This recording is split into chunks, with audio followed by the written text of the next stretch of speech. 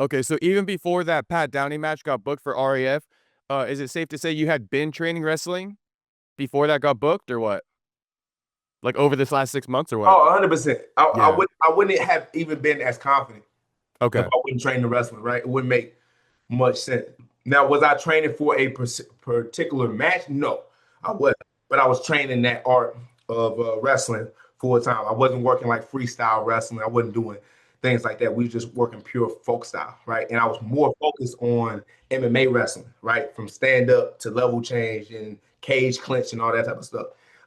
It wasn't until Kevin Gastelum had came to St. Louis. We had like a jiu-jitsu match down here. Shout out to Adam Seller. He had his little thing going on. And Kevin Gastelum and Jordan Dowdy end up, competing with one another. To find out my man Eric Steenberg, you know what I'm saying, ESMMA, ended up having a seminar with Kevin Gastelum. I ended up coming up there because I was like, shoot, me and him could probably get some work in, and it'd be fun for the fans to be able to see both two UFC fighters working. Kevin Gastelum said he wasn't trying to do it because he had just got done binging, you know what I'm saying, on the east side, you know what I'm saying, partying, throwing that money, you know what I'm saying, Yeah. girls. But he told me about RAF and how he was about to compete in that. And I was like, oh, bro, link me up, right? So he ended up telling me the names that I got to reach out to. My manager that you just spoke to, Todd Miner, he reached out to the main guy named Chad, and we started cooking, you know. And the thing about Chad, he was like, bro, has he even wrestled before? I'm like, bro, that was my first discipline. You know, like was I a collegiate wrestler? You know, no. But at the same time, I was that was my first base, right, of martial arts. So he set it up, and funny enough, it was supposed to be me and Colby. A lot of people don't know that. Damn. Okay. Me and Colby was supposed to run it. It didn't happen for whatever reason. And then they was like, "Hey, you want to fill in to go against Pat because my man Anderson was supposed to go up against, you know what I'm saying? Corey. Corey Anderson, yep, Yeah. from the Bellator, and he got injured, whatever. And I said, "Fuck it, I'll fill in." And I said, "Well, wait." It was like, "Shit, 205." You know what I'm saying? Is that cool? I said, "Shit, I ain't gotta cut weight. Hell yeah. If anything, I gotta gain a little extra weight." But we took it, and to be honest with you, man, it was fun, right? It wasn't as stressful as a lot of UFC events are. Because I tell people all the time, it ain't nothing like a UFC event. Like it ain't nothing like actually walking out on that stage and walking out in front of those crowds of folks. But before you do that, you gotta be backstage, right? And as you backstage, you seeing videos of people getting highlighted, right? And you gotta be like, nigga, hope I ain't next. You know what I'm saying? like stuff. So it can be very nerve wracking. You know what I'm saying? And the energy just different when you doing like a UFC event. But the RAF, it was simple, man. It was chill. It was down to earth. You know what I mean? We were still locked in, but the pressure for me to win, you know what I'm saying, or do something spectacular wasn't in the books, right? I was just like, let me just go out there and compete and get paid. And luckily, like I said, I had a person like Pat Downey who liked to talk to, you know what I'm saying, who liked to, go back and forth. Like that's the type of people that I like. You know what I'm Yeah. saying? Facts. Let's talk some shit, right? Once we got out there and we did what we did, at the end of the day, I know that I did something special, which was take him down.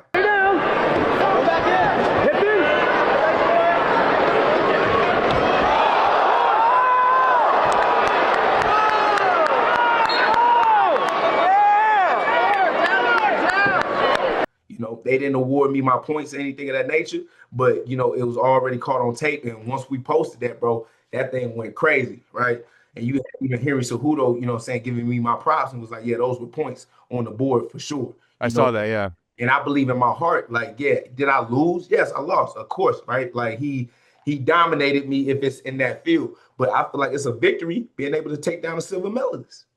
Shit, I didn't expect that even. You know what I'm saying? Yeah, that's Did tough for nobody. anyone to do on But Pat but Downey. I told myself, I said, bro, I'm at least give me one. Yeah. How did you get And that when you guys were tied up or he something, and was then tired of, somehow you just got on his back real quick? I just muscled him, bro. So he Mm. tried to trip me. He tried to hit me with not a lace, man, but a knee tap right with his leg. He tried to like hit the corner, but I seen that and I just ran him over. That's really all I did. I just ran him over, muscled him down to the ground. He said he tripped. I said, bro, you tripped, nigga. I pretty much just took you down with just pure, let's say, just aggression, right? And once I was able to take him down, he went flat on his stomach, and then I took his back, right? I could have turned him on everything I love. I could have turned him, but we made an agreement. No turns. and what else? No holding and no stalling. That was the agreement, right? I was like only takedowns and throws. Like keep the match entertaining, you know, Right. whole time. But he went back on that deal because I saw the Oh, backstage because I took video. his ass He said you went down. like bop on his head or something like that Yeah, yeah, with too because much I collar was tying.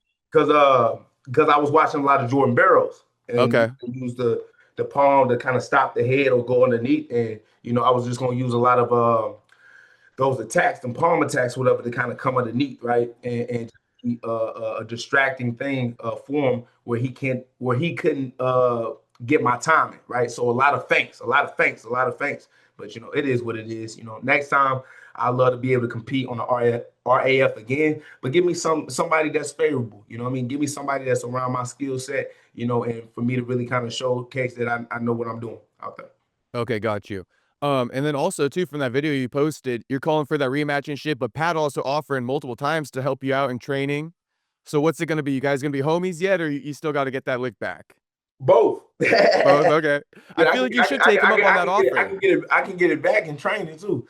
Yeah. There I you think go. it'd be good. I mean, it just got to be timing. Timing is everything.